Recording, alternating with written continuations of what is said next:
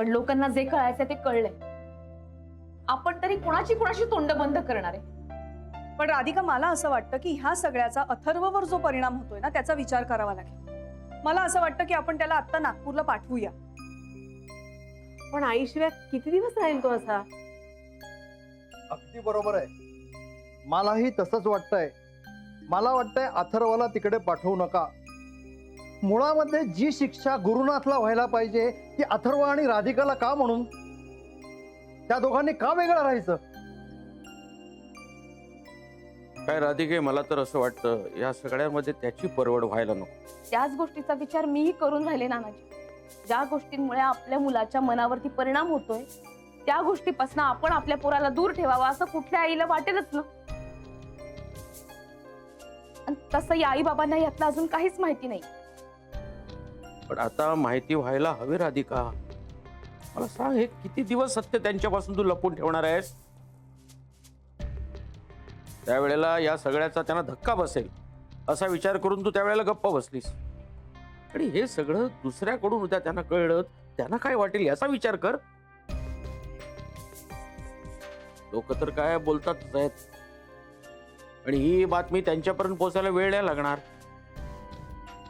मग कदाचित त्यांना वाईट वाटेल. हे सगळं तू त्यांच्यापासून लपवून ठेवलंस. नाही, पण नानाजी, मला असं वाटतं लोकांचा आपण एवढा विचार करायची काही एक गरज नाही. लोक आजचं उद्या विसरतात. 2 दिवस बोलतील आणि गप्प बसतील. ती शनाया इथे राहत होती म्हणून बोलत होती. आता ती गेली आहे तर सगळं निवळलंय. आणि वहिनी, मलाही असं वाटतं की तुम्ही अथर्वला तिकडे पाठवायची घाई करू नका. या घरातून जर कुणाला बाहेर जायचं असेल तर तो गुरुनाथ आहे.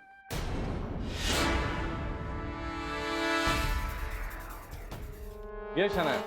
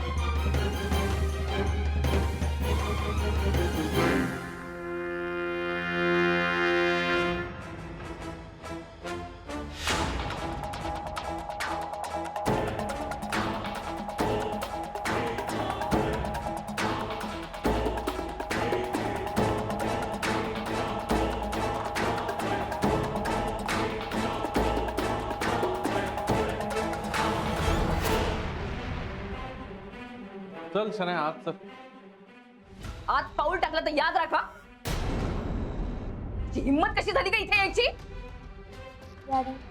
शनाया, तिच्या बोलण्याकडे लक्ष देऊ नकोस. तू आज चल. पाय टाकलास ना तर खबरदार. शनाया, कोण अडवतं तुला बघतोच मी. तू आज चल. तू आत आलीस तर गाठ माझ्याशी आहे. शनाया, तू ऐकू नकोस तिचं. तू आज चल. गॉड प्लीज ठरवा काहीतरी. हवी तुम्ही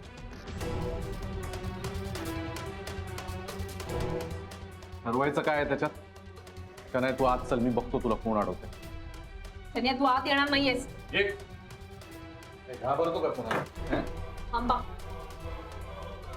थांबा. का थांबा? हा, हे घर माझे आणि इथे मी कुणालाही आणू शकतो. तू नाही का तुझ्या या जवळच्या मंडळींना सतत घरात घेऊन येते? कधी बघा इथे पडलेलेच असतात. हे माझं घर आहे. इथे मी कुणालाही आणू शकतो. कळलं? शनाया, आजपासून तू इथेच राहील.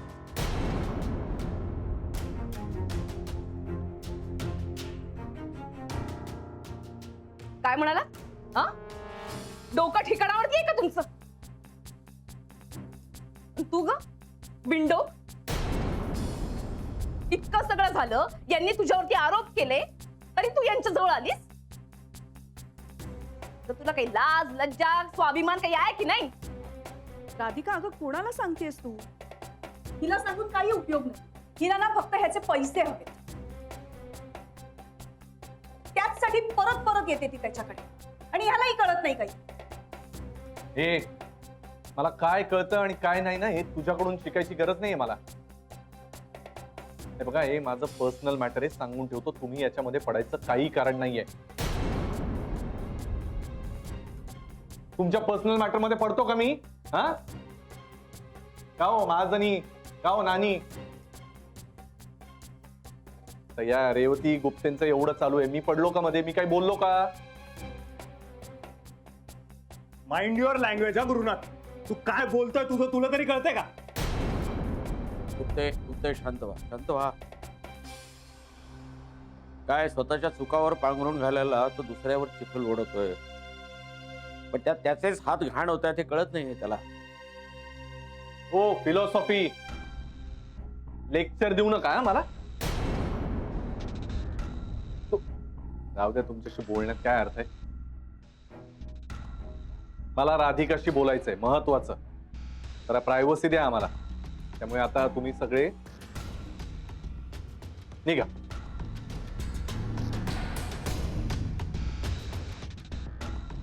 थांबा, कोणी कुठेही जायची गरज नाही.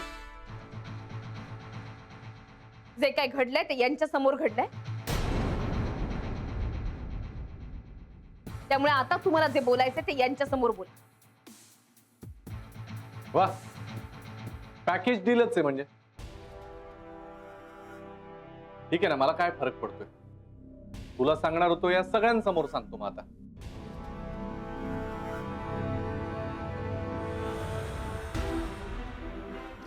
मला हेच सांगायचं होतं तुला राधिका. आणि आता मग सगळ्यांनी, शनाया आजपासून इथेच राहणार आहे.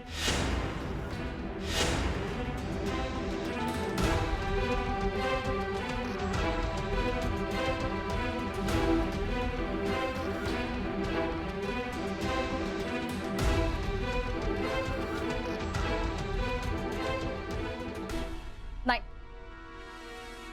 हे शक्यच नाही. मी हिला इथे राहूच देणार नाही. गुरुनाथ, अरे कालच अथर्वच्या समोर इतकं सगळं झालं तरी काहीच वाटत नाही तुला? अरे जनाचा नाही, मनाचा नाही, निदान स्वतःच्या छोट्या मुलाचा तरी विचार कर. आज शाळेत सकाळी भक्ती मिसचा फोन आला होता. अथर्व कुणाशी बोलत नाही, गप्प गप्प आहे. सकाळपासून त्यांनी काही खाल्लं नाहीये. पण तुम्हाला तर त्या पोट्याविषयी काही वाटणारच नाही.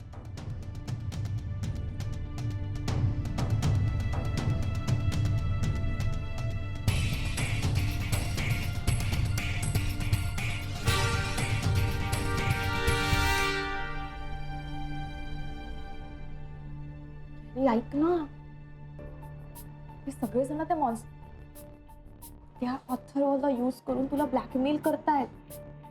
अरे बघ, आम्ही परत पॅचअप नाही करणार तुझ्याशी. Please, this is a last chance, please. चला, तू थांब. लेट मी हँडल दिस.